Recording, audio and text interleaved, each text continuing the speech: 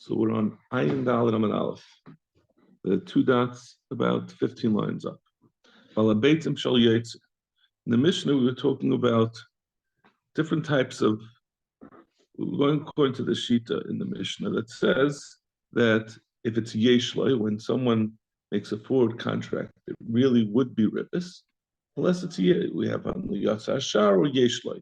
That means if the lender has the object in his possession, you can make a forward contract now, because it's as if we treat it for Ribbis purposes, as if the borrower already got it at the time of the forward contract or the purchaser. The Gemara says that this is only our Mishnah is only one Tana, but there's a Tanu's Chaylik on our Mishnah. On Rabbi Yossi disagrees. He says you don't have to have a finished object.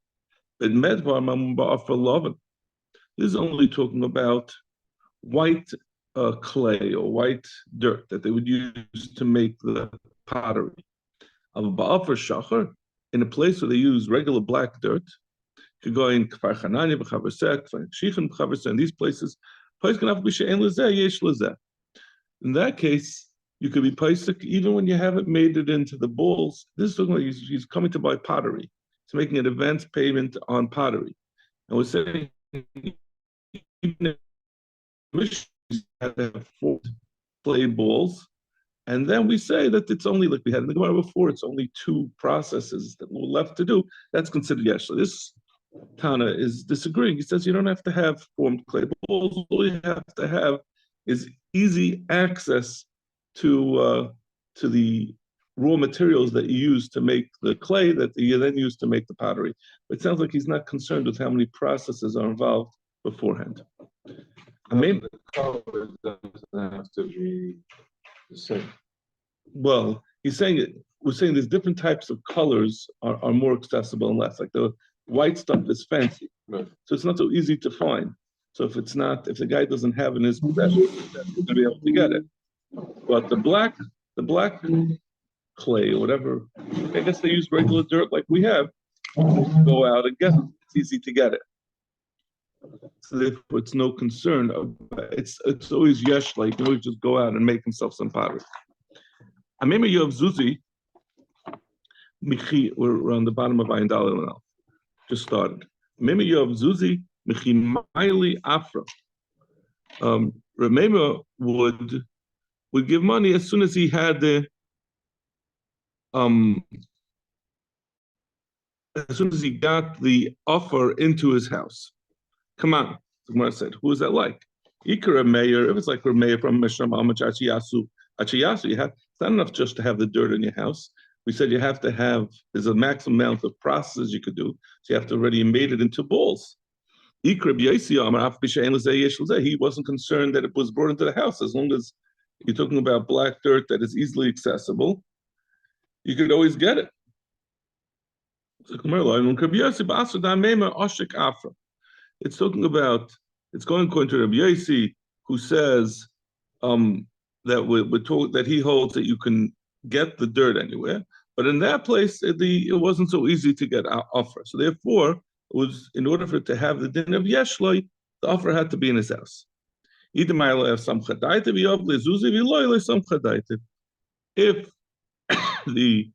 If he already had the dirt in his house, then it's considered Yeshloi, and the person was giving money al das of that dirt that he's going to make into pottery.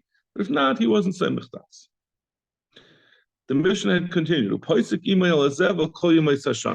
Mishnah on Ayin Beis Amud Beis. We had said really 3 shitas. We said that's the Tanakama. You could, as far as using manure as the thing that was being sold in the future, that's always considered yeshloi at any time of the year. Rabbi Yossi but Rabbi Yossi says no, you have to have it in your possession for it to be yeshloi. Someone asked the obvious question. First we said you could paisek Allah zevel koyim shana. Then we say Rabbi Yossi disagrees. Then we say cham matirim. So cham matirim is like the Tanakama, Who said Paisik? You might call it Meisa Shana. Amarava, Meisa Shamim Ikabeinayu. The difference between them is going to be the Tanna Kama said specifically call you Meisa Shana. It makes no difference when in the year it is, whether it's the rainy season or in the dry season. I think we had this for sure in Mayid, that Zevel, we saw it, I think, in the context that person's allowed to put Zevel out into the streets in order to season. They would put it out, the people would trample, and eventually turn into manure through the people's trampling on it. And people were allowed to do that during the rainy season because anyway it was rainy and dirty. So during the Mais HaKshaman, there wasn't a lot of seasoned manure. It hadn't been left out yet, so it wasn't yet made into good zevel to use. So according to this last Tana Matirim, he only allows it when it's not Yemais HaKsham. Yemais HaKsham, though, it's not so accessible because people are still waiting for their zevel to turn into usable fertilizer. So that would be the nafkamina. So the Mishnah said, so this is talking about, right, we're talking about someone who makes a forward contract, right? Ruvain gives $100 to Shimon for 10 pounds of potatoes, and he gives it to him now in September, and he says, in June, you have to deliver me the 10 pounds of potatoes. So we said, we have all the whole discussion about the ribbis at the end and how you have Yeshlo, you have Yotza Ashar, but the Mishnah says, what about the other way? This is all, the issue of ribbis is all if the price of potatoes goes up, and he's delivering him now 10 pounds of potatoes, and 10 pounds of the potatoes now is worth $200. So Reuven is essentially getting, he laid out the money to Shimon, laid out the $100, and he's receiving $200 worth of potatoes at the end of the ribbis. One says, what about the other way around? What if at the end of the year, in June, potatoes are going for $50 a pound? So we said in the Mishnah, the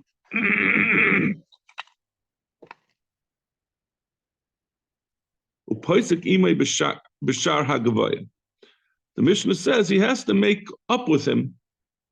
He has to tell him, meaning Ruvain has to tell him, if the price goes down, I want to limit my losses. I want to say that I'm only, if the price changes and it goes up, then you have to pay me.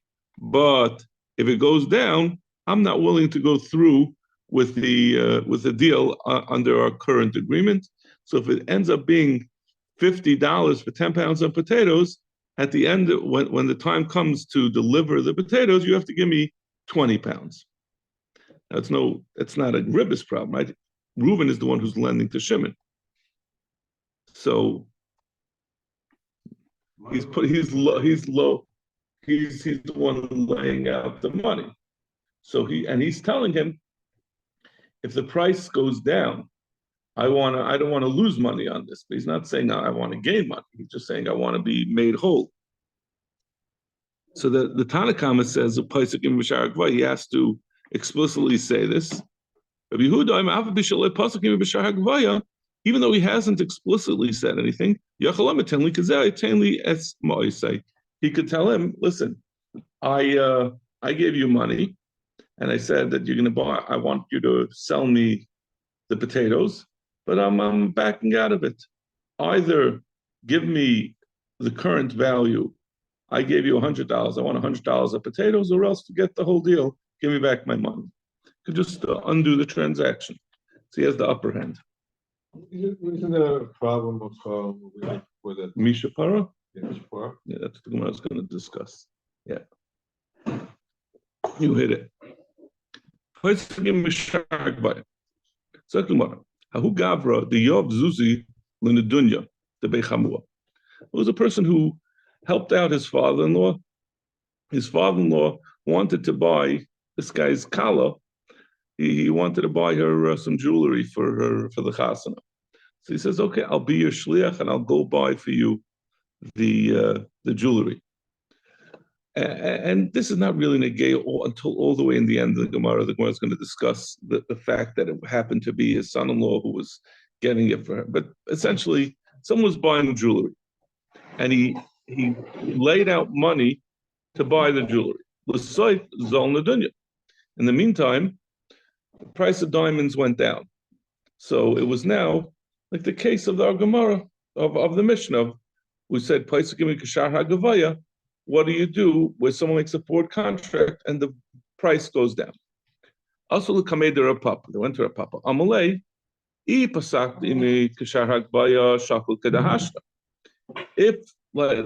sounds like he passed like the if you made an explicit agreement that if the value goes down, then you want to get kafi the current price.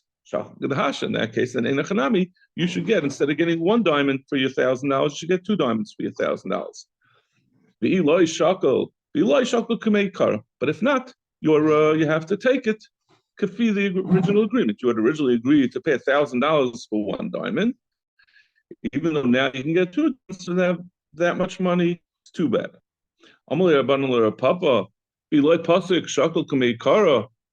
Why are you saying that if he didn't make up from the beginning, that if the price goes down, we're going to readjust how much he's getting? All he did was give him money. He obviously, it's a forward contract, so he hasn't received anything. Like Rafal said, it's the general rule is if you just give money and you haven't done Mashicha, the rule is Mois Lekainis. All you're chayav on is a Mishapar. Amalahu. He said there, that's all I meant. I didn't mean to say that if they weren't placed from the beginning, then he has to accept the single diamond, even though the value is much less. What it means to say is if you don't accept, if you decide at that point to back out, you're going to be mechayev a mishapar. But in Hanami, you do have technically, halachically, you can back out, but you're going to be bringing a curse upon yourself if you do so. Amini pasuk shar moicha kahada be l'kabala moicha mishapara.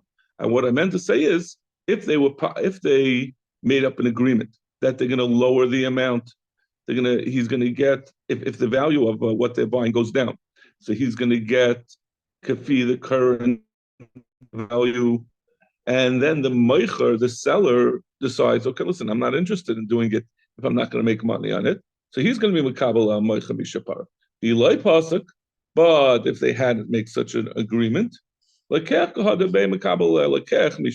lekech is the one who's going to be mechayev a mishapar if he backs out.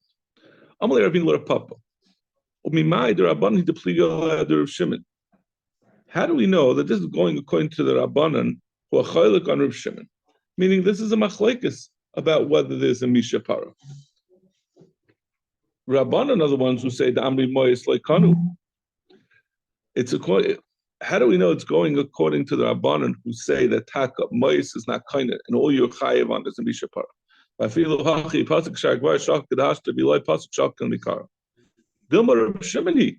we're going to Rav Shimon. The amar mois kindness. He holds it's not just a mishapara.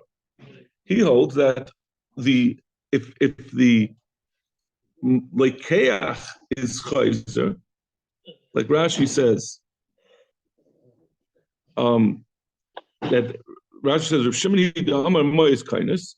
Rashi v'gabi Moicha hu detik Rabbanan Chazara kile mashach minei makabel mishapar. This din of mishapar is only relevant to the moicher, to the seller. If he got the money and he then backs out, he says, "I'm giving you back your money." He gets a mishapar. Aval lekeach already handed over his money lehatzabe michiyav kulishana ashtar. But that's.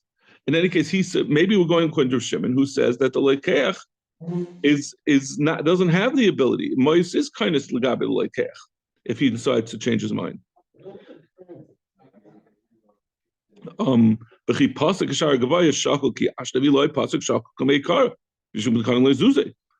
we're going to Rabbana according to Shimon, who says that the lekeach is kind, and therefore he can't back out if the value of the agreed upon commodity, or in this case the diamonds, has gone down. But the Rabbanan, whatever they were paskin, they get like now the diet dinish atar zila, because the person is always this din that we said in the Mishnah, according to the Rabbanan, that a person doesn't always think that a person doesn't always build in a floor, a minimum amount that he's willing to do the deal at. Maybe that's only on Gabi Lekech, but according to the Rabbanan, but according to the Rabbanan who disagree with Rav Shimon, that means that our Mishnah is only going to Rav Shimon, but according to a Chaylik on them, and they say that it's taka a chiyuv of that he can't back down. So a person has more of a seriousness about it. It's not just talking about Misha Para. By him, it's taka that it's not going to be a deal at all, that he's not going to be able to be chayzer at all.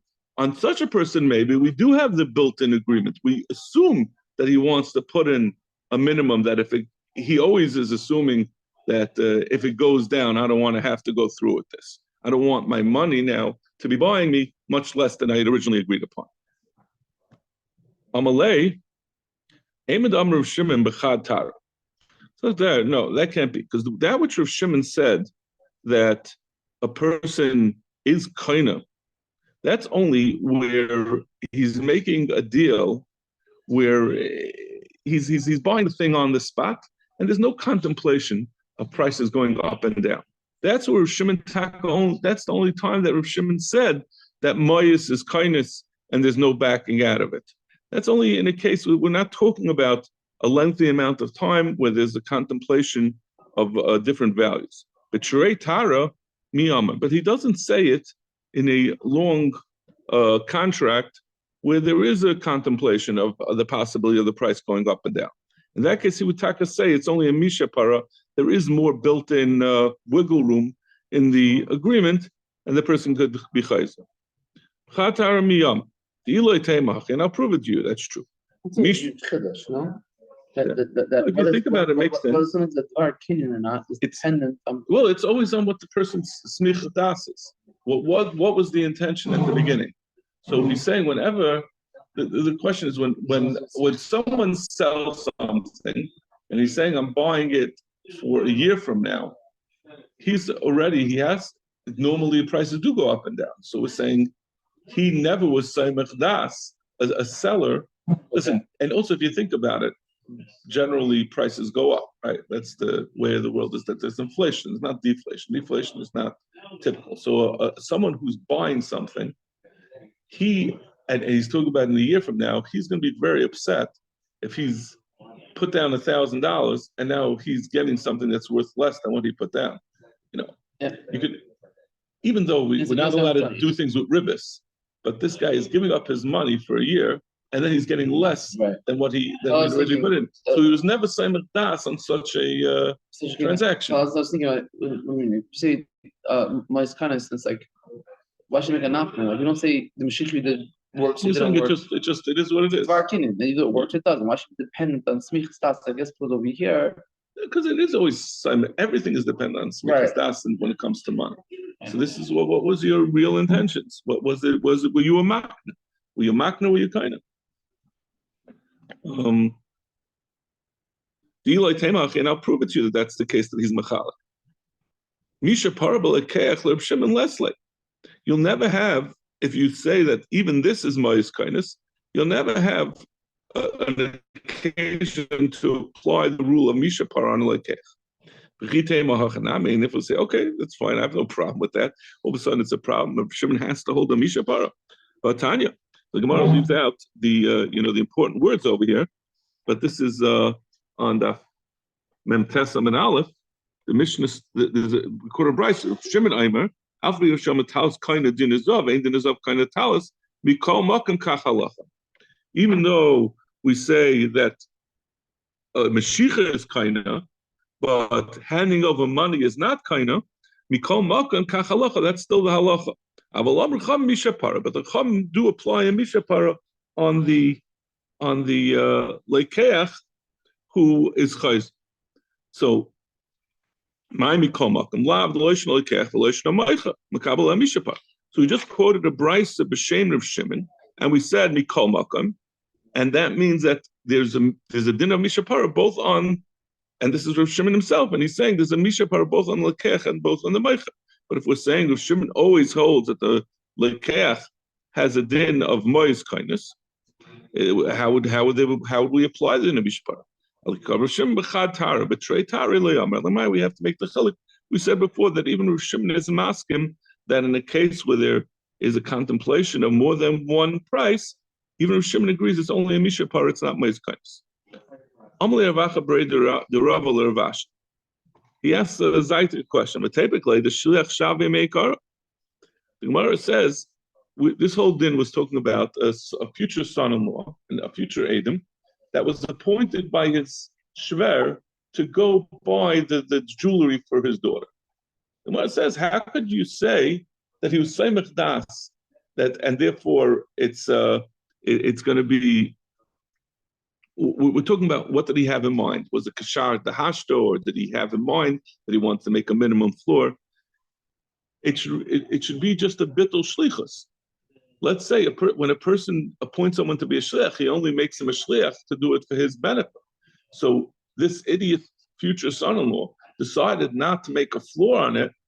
Okay, so he's a fool, but he loses his shlichus. So the kinyan shouldn't go forward. He should be able to be mevatel the shlichus. I mean mevatel the kinyan midine shlichus, that he didn't do the shlichus properly.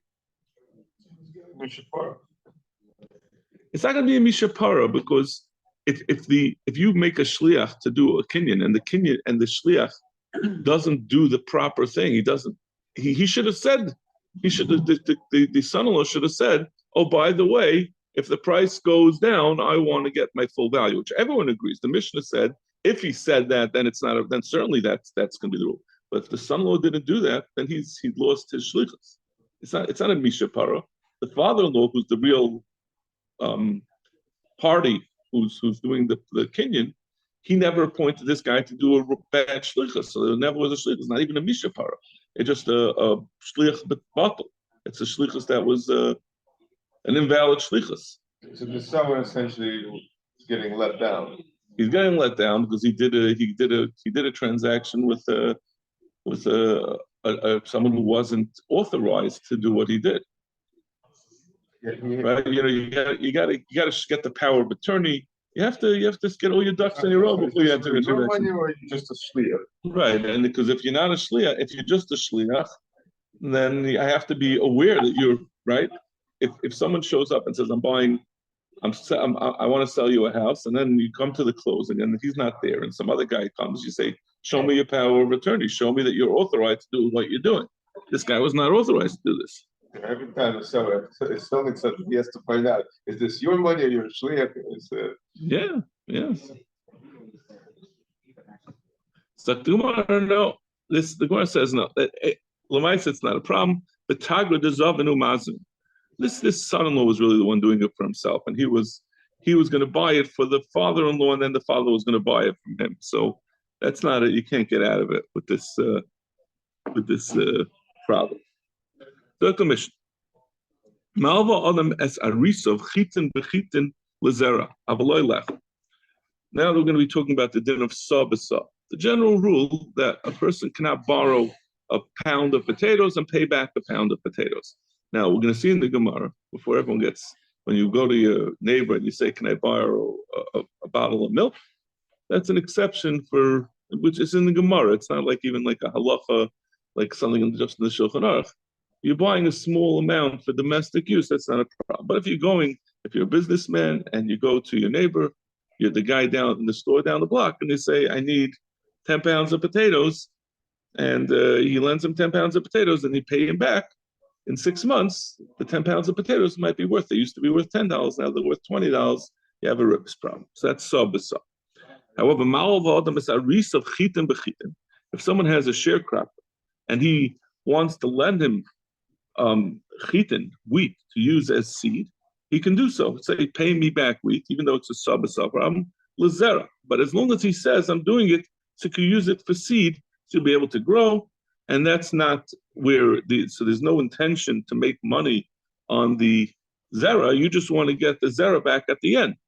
We saw before that was an eitzah given to, I think that they gave an eitzah that you should reserve some of the land for yourself as the landowner, so that there should be no chashash even that whatever seed you get back shouldn't be treated as ribis.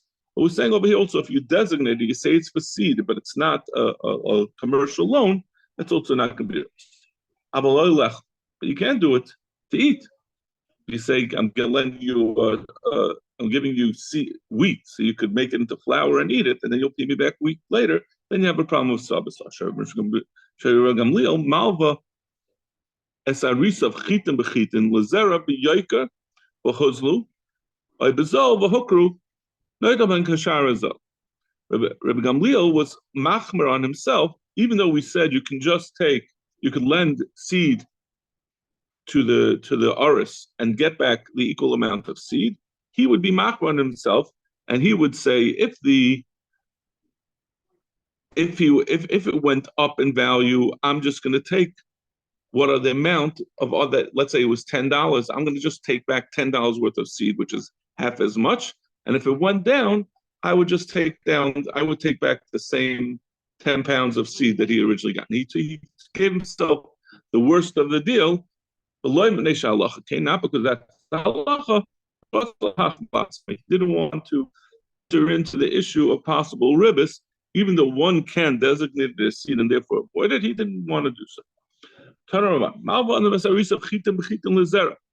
You can lend wheat for wheat to use for seed. That's only when the Aris had not yet already started his term. He hadn't gone down into the land and started working. Once he started working, then it's too late. Why did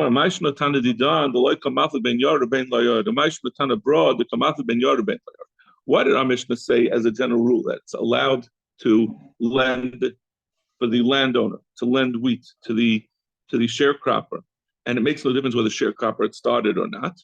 And in this brisa that we just brought, we said it only is if the sharecropper hadn't started. Amar Rava Ravidi Asper Nele. Ravidi explained to me. By our Mishnah, Arisa Yoav Bizra Bein Yared. In our Mishnah, the Arisa is the one who has to provide the seed. It's his job to provide it. So Bein Yared or Bein La Yared, Kamed La Yoav Bizra Matzi Masakle. As long as the Aris has not yet agreed, he has not yet provided the seed that he's obligated to provide for this deal. So the deal is not really on yet. It's not yet completed. It's not yet started. And then when the landowner lends him seed, so what's really happening, it's not just that he's designating it as seed, and that's how you're avoiding ribis. What's really happening is that the landowner is renegotiating the terms of the deal. He was saying originally, I get 50% of the harvest, and you get 50%. Now the landowner is saying, he's changing it. He's saying, listen, I'm giving you 10 purim of wheat as seed, so I'm getting back 50% plus 10 purim of wheat. And that's the deal. That's what I'm getting in the arisus. So it's not coming back to him as a loan, but rather he's changing what he gets in the arisus.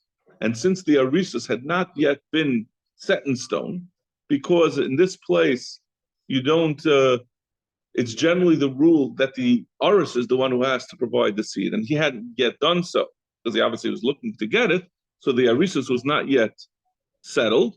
So now when he lends in the seed, so now he has the seed, that's when it's settled, and then they're just increasing the payout on the arisus. He's not getting that seed back as repayment of a loan, but rather as extra payment on the arisus. But in the Brisa, Mari Ara Yov Bizra. It's always the job of the landowner to provide the seed. Elo Yared. So therefore, if it's before the worker started, the Matzi Masakle, at that point, until he started, you could still renegotiate the terms. So when he comes down, he's agreeing. If it's before the time that the worker had started, then he's agreeing to change the terms of how he gets paid on the arisus. Then it's asur. Tanaraban. Haveni kur chitin, lend me a kur of chitin, and he could say, you have to pay me back. I'm going to borrow a kur of chitin, and I'm going to pay you. It's worth $100, this kur of chitin, and I have to pay you back $100. That's not saw b'saw, because you're making saw b'mois. It's not regular. It's a regular sale, no? That's a regular loan. Well, he's lending him. He's saying you'll get paid back later. It's regular loans. Not... Yeah, right. This is not a problem. Chuzlu noisin lechitim. If it goes down in value, he can give him chitim. Hukru noisin demeim. But if it goes up, he has to pay back money. In fact, the Gemara cuts it some. What is Gemara saying? If it goes down in value, if now the 10 pounds of wheat, instead of being worth $100, is worth $50, he can give him the same 100 pounds of wheat and make the lender or the seller lose money. But it says he agreed to pay the amount of the value now. If they didn't make up that he has to pay a certain amount of money, he gives them the chitim, which is taka saw b'saw, which is also to do, but that's what he did. He said, lend me 10 pounds of wheat, and now and I'll pay you back 10 pounds of wheat. So he didn't say money, so he has to give him the chitim. Hokru nois in the main. But in that case, we don't want to actually have him pay ribis. You're not allowed to make a deal of sabasa. But once you make the deal of sabasa, when it comes time to pay, don't pay it with ribis. You have to, if it goes down in value, you give the chitim, and you don't give him extra money to make up for it. And if it's hokru nois in the main, but if it goes up, then you give him the main, so he doesn't get extra wheat. So that's the mission.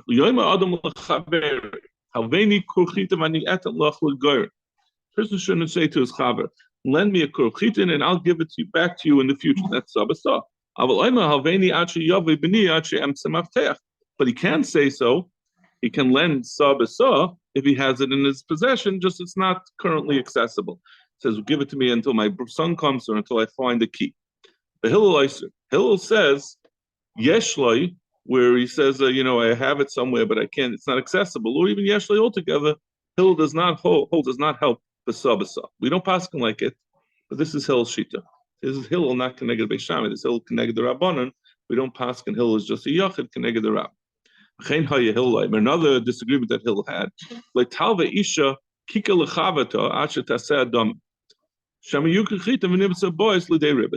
You can't do this. We mentioned before this type of household lending, which he says, I'm going to give you a bottle of milk and pay you back a bottle of milk. You have to say, a bottle of milk is now $2.39, so I owe you $2.39. But if she does sabbath, it's off. Amar Huna yesh saw loiva. Amar Huna yesh saw loiva saw. So sayim loiva sayim. Huna says this thing of yesh, you can do sabbath as long as you have it in your possession. You have to have the amount that you're lending in possession. Even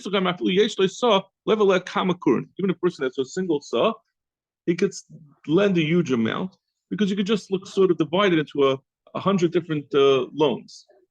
It means each loan, let's say a law he's borrowing 100 pounds, and he only has 1 pound of potatoes in possession. You just look at that as 100 different loans, and then you could say yesh because he pounds. Tani Rav Chia, the Siul of Yitzchak. I'll prove you to Rav Yitzchak. Tipas yain, ein loy tipas, tipas yain, ein loy tipas shemen, ein loy. He says if a person borrows wine or shemen, if he doesn't have a drop of wine or a drop of shemen, then it's not allowed. But if he does have a drop, he can. Level at kama tip, and he can lend a large amount, like we just said. Shem Rav Yitzchak. The Hillel Iser, we said Hillel did not allow to lend b'sheyeshle, to lend sabasab yeshle. Amar Rav Nachman Amar Shmuel, halacha de Hillel. He says like Hillel v'les sabasab, but we don't pass like Rav Nachman. He said like Rav Hillel, rather we do respect yeshle b'sabasab. V'chein haya Hillel talva isha. Said Basil said you can't make loans of domestic amounts. Amar Rav Yehuda Amar Shmuel zu divrei Hillel. This is Hillel. Love him stam or pyrim stam. You could lend a stam amount of milk, and you don't have to say because it's money, and you can pay it back. The milk you can pay it back. Amar Rav Yehuda Amar Shmuel B'nei chabura makpidin zel zeh. You have a group of people that are makpid on one another. Av mishum you're over on many things. If you have people that are friends, but they're not friends, they're acquaintances, and everything they're always measuring out. If they do this on Shabbos, as we're going to see, you're over on a bunch of things. Mida, they're going to sit and measure how much each one is getting from their meal. Umisham mishkol, and they're going to weigh, which is also on Shabbos. Umisham minyan, they're going to count. Umisham lavan upayrin, they're going to borrow and lend. They're going to say, oh, you're taking an extra meatball from the meal, so you owe me a meatball. And they're going to be over, and then going to say, I'm paying you back for the meatball that I took from you yesterday, which are all things be Yom Tov. And these are things they're doing on Shabbos and Yom Tov. And they're also doing Shabbos and Yom Tov. Well, Kedivre Hillel, according to Hillel, Af Mishum Ribbis. These people who are makbid on each other by a meal, they're also going to be on Ribbis. You can say, pay me here, take a meatball today and give it back tomorrow. According to Hillel, that's not allowed. Tam Chacham could lend with Ribbis. It's like, my timer, how could such a thing be? They know that Ribbis is also Matanu Yavu Adadi. It's an unspoken agreement that the ribbis that they're paying when they do sabasah is they're really giving a matana on the extra part. They really mean they're friends. The Talmud Chacham is giving to Zal Talmud Chacham. He's saying, "Oh, I want to give you a matana. It's nothing to do with the money that we'll lend."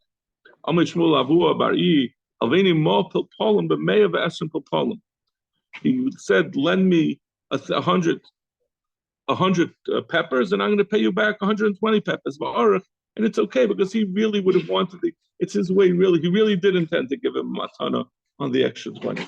He's still very horrified. It seems very corrupt. Yeah, very good. Amrav Yuda Amarav, all the Mahalmas Banavu Bnei Beisay Beribis, Kilatiman Tam Ribis. You're allowed to lend to your child with ribis and say, you got to pay me 10% a week. And you take away all his allowance in 6 months, and he owes you, that ends up losing his bar mitzvah money, in order to teach him not to ever lend or borrow with ribbis. You teach him by making him experience, and he'll realize that ribbis will eat up all his money. Don't borrow money. Lav milsi mishum da'asim l'misraf. Well, it says, but it's not a good idea because the kid's going to learn that this is a good way to make money, and he's going to start lending people ribbis because he sees he lost all his Hanukkah money, his grandmother's. Everything he had to sell his baseball glove to pay his father back. He say, I'm going to become a loan shark.